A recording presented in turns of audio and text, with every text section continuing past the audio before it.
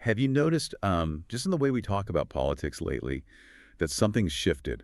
And I don't mean the usual, cable news shouting matches about taxes or zoning. I mean, let's call the emotional temperature of the disagreement. Oh, yeah. The baseline has definitely moved. It's getting a lot hotter. Right.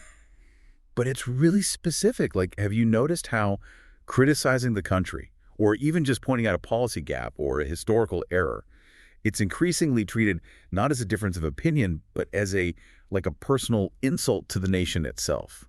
Yeah, it's that old love it or leave it mentality, but the sources we're looking at today suggest it's been, well, dialed up to almost a level of psychological warfare. Completely. It feels less like a political debate and much more like a collective defense mechanism kicking in. Exactly. And that is exactly where we're starting today.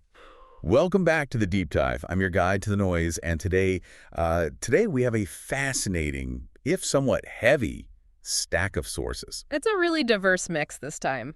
It is. We're looking at research notes on political psychology, legal analysis of some very recent Supreme Court rulings, and investigative reporting on migration trends. Which is funny because usually you don't see psychology journals and Supreme Court dockets sitting in the same pile. No, you don't. But that is why we're here. Our mission for you, the learner, is to extract the nuggets of insight from all this heavy reading so you don't have to. We are going to connect some dots that might not seem related at first glance. And the central theme today is really impactful. We are unpacking a concept called the Narcissistic Racism Trap. Which, honestly, sounds like something from a marriage counseling session, not a political science class. It really does. But we're going to look at how that psychological trap leads to the normalization of democratic decay. We'll get into those 1939 lessons you might have seen floating around. Right, the ones all over social media. Exactly. And finally, we'll see how all these forces are fueling a very real, very modern phenomenon known as the New Black Exodus. So we're basically drawing a straight line between psychological defenses and politics, some major Supreme Court rulings from literally last week, February 2026, and why packing up and moving to Portugal or Ghana is becoming a legitimate risk management strategy for a lot of Black Americans. That is the roadmap. But before we jump in, we do need to give a quick disclaimer. Yes, absolutely. The sources we're analyzing today discuss some heavily politically charged content. They cover actions by the current Trump administration, and they also reference policies from the previous Biden era. And as always, we're not here to take sides. We're not endorsing a candidate. We're not telling you who to vote for. Our job is just to impartially report the arguments and the frameworks found in the text and help you understand the ideas behind the headlines. We're essentially just the messengers for the data. Precisely. We unpack the box. You decide what to do with the contents. Okay, so let's unpack this first concept, narcissistic racism. You mentioned it sounds like clinical psychology. Why are we applying that to national politics? Is this just a fancy academic way of saying prejudice? No, it's actually distinct from standard prejudice. Standard prejudice might just be, one person not liking another based on race. This source material defines this as a political psychology loop. A loop. Right. Think of it as a cycle that protects power and keeps the public emotionally hooked. And the authors argue it has three main moving parts. Okay, a loop needs a starting point. What is step one? The first part is the grandiose self-story. Grandiose self-story. Yeah. This is where the nation or a specific leader is framed as uniquely righteous, perfect, and constantly under attack. Okay, let me play devil's advocate here for a second. Isn't that just patriotism? I mean, every country thinks it's the best. American exceptionalism isn't exactly a new concept. Why is this different? That's a totally fair pushback. But the distinction the sources make is between healthy pride and narcissism. Healthy pride can admit a mistake. Like, you can love your family but still admit your brother has a gambling problem, right? Sure, yeah, that makes sense. But narcissism cannot admit the flaw, because the flaw shatters the entire self-image. In this grandiose self-story, the identity is, we are the best. And anything that contradicts that is treated as an existential threat. So if I say, hey, we have a history of systemic racism that we really need to fix, the response isn't, okay, let's look at the data. No, not at all. The response is, you are attacking the real America. In this framework, any critique regarding racism or historical flaws isn't seen as feedback. It's attacked as an insult. Which leads right into the second part of the loop, right? The victim reversal. Right, and this is where it gets really tricky and, frankly, very effective politically. The framework flips the script completely. Anti-racist policies, things designed to level the playing field, like affirmative action or DEI initiatives, they get reframed. Reframed how, exactly? They get branded as anti-white or anti-American or illegal discrimination. Wow. So the attempt to fix the inequality becomes the real racism in this narrative. Precisely. And the sources note that this isn't just political rhetoric, it's actually baked into policy. We're seeing this in a major set of Trump-era anti-DEI executive actions. The underlying logic is, by trying to fix racism, you're actually attacking the core identity of the nation. And what's the third part of the loop? Punishment of accountability. Okay. If you believe the nation is perfect, that's stage one, and that critics are the real enemy, stage two, then naturally you stop checking yourself. The state actively reduces external checks and balances, things like civil rights enforcement or consent decrees. Okay, punishment of accountability sounds a little abstract. I want to ground this for you listening. Do the sources give us concrete examples of what this looks like in the real world? They do. The text points specifically to the Department of Justice ending or moving to end Biden-era police reform investigations and consent decrees. And for those who might not know, a consent decree is basically a court-enforced agreement to fix misconduct, right? Exactly. It's the federal government saying to a local police department, you broke the rules, here is the roadmap to fix it, and we are watching you. Got it. Ending those removes the oversight. But there's an even more specific example that really stood out to me in the research notes, just because it's so visceral. Which one was that? The DOJ ending an environmental justice settlement regarding a sanitation crisis in a predominantly black county in Alabama. Wait, unpack that. A sanitation crisis. Yes, we are talking about raw sewage backing up into people's yards and their homes because of failing infrastructure that just wasn't being fixed. That is awful. It is. And there was a settlement in place to address this, explicitly acknowledging that it was disproportionately affecting black residents. And the current administration ended that settlement. They did. In the narcissistic racism framework, this is the lowering of the cost of discrimination.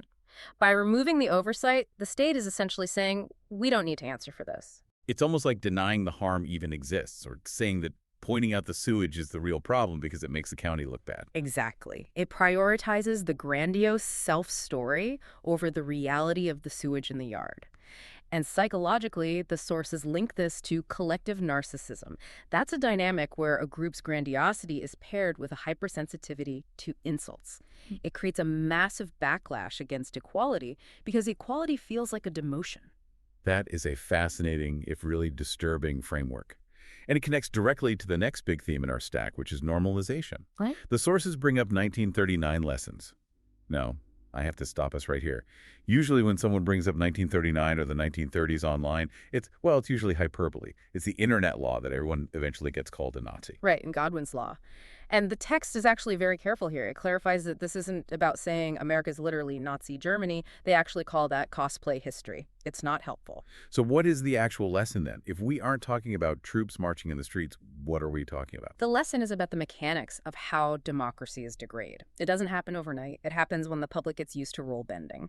The sources outline 4 distinct stages of this normalization. Okay, let's walk through them. Stage 1. Emergency logic. This is the idea that we have to do this right now. Normal constraints are too slow. It's using a crisis, whether it's real or manufactured, to bypass the rules. Stage 2. Legal gray zones. This is expanding state reach into areas that used to be off limits until it just becomes routine. It's pushing the envelope until the envelope tears, but you do it slowly. Stage 3. Scapegoating. This is the harshness aimed at outgroups. We see this with vulnerable communities being explicitly targeted to rally the political base. And the fourth one, this one really caught my attention in the reading.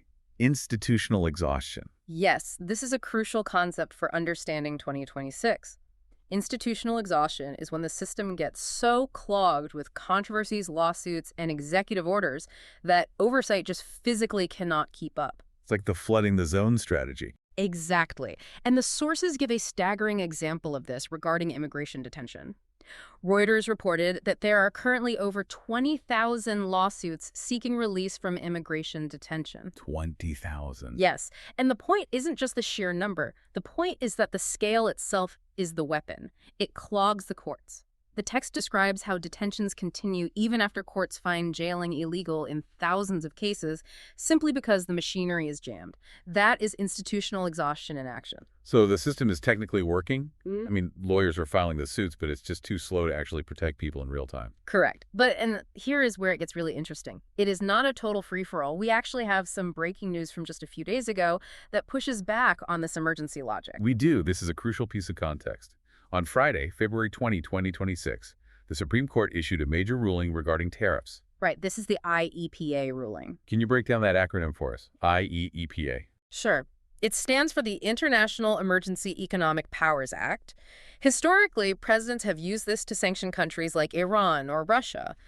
But recently, the administration tried to use it to impose broad tariffs by declaring a national emergency at the border.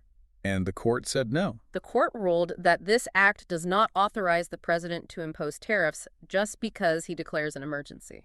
So why does this matter in the context of 1939 lessons? It sounds like pretty dry trade policy. It matters because it's a concrete example of a democratic boundary pushing back. It's the system saying, no, you cannot just declare broad power because you want it. It challenges that emergency logic we just talked about. It shows that while normalization is happening, the friction is still there. The guardrails haven't completely fallen off yet. So let's zoom out a bit. We have this psychological trap of narcissistic racism. We have the normalization of rule bending and institutional exhaustion. So what does all this legal and psychological pressure actually lead to? It leads to people looking for an exit. The new Black Exodus. Right. And I think it's important to frame this correctly. The sources argue that we shouldn't just look at migration as an economic decision, like people just looking for cheaper rent or better weather. Historically, for Black Americans, migration is risk management. Risk management. Think about the Great Migration in the 20th century. People weren't just moving for factory jobs in Detroit or Chicago. They were leaving the Jim Crow South because their lives were in danger. It's about leaving environments where the cost of staying, whether that's physical violence, blocked opportunity, or just legal hostility, is simply too high. The sources break this down into push factors and pull factors. Yeah. Let's talk about the push first. What is the state doing now that is signaling it's time to go? The first major signal is immigration enforcement. Now, wait. I can hear some listeners asking, if you're a Black American citizen, born and raised here, why does immigration enforcement affect you? That is the key question. The sources argue that aggressive enforcement signals state power. It shows what the state is willing to do to vulnerable groups. It sets a template. If they can suspend rights for them, the logic goes they can suspend rights for you. What kind of enforcement are we talking about specifically? Well, looking at the current administration, the sources mention Operation Metro Surge. This was the operation in Minnesota and Illinois. Yes. And the backlash was immediate. You had lawsuits filed over ID requirements, mask bans, basically, tactics that looked a lot like a dragnet. A dragnet meaning they were just stopping everyone. Effectively, yes. The sources mentioned the ACLU got involved. The Guardian reported on an ACLU lawsuit alleging racial profiling during that Minnesota surge. If you are a Black citizen and you see a surge operation where people who look like you are being stopped and asked for papers, that is a signal. It says your safety is conditional. There's also a note here about revetting. Right. The administration expanding IC authority to detain legal refugees who are already here, awaiting green cards for revetting. It reinforces that idea of legal gray zones we discussed earlier. And interestingly, the sources say this has ripple effects far outside the U.S. It does.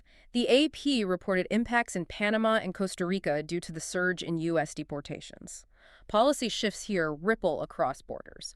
But for Black Americans watching this, the takeaway is, this is the kind of state intensity that makes people with options quietly build exits. Which brings us to the second signal, the anti-DEI posture. And this goes right back to the narcissistic racism trap.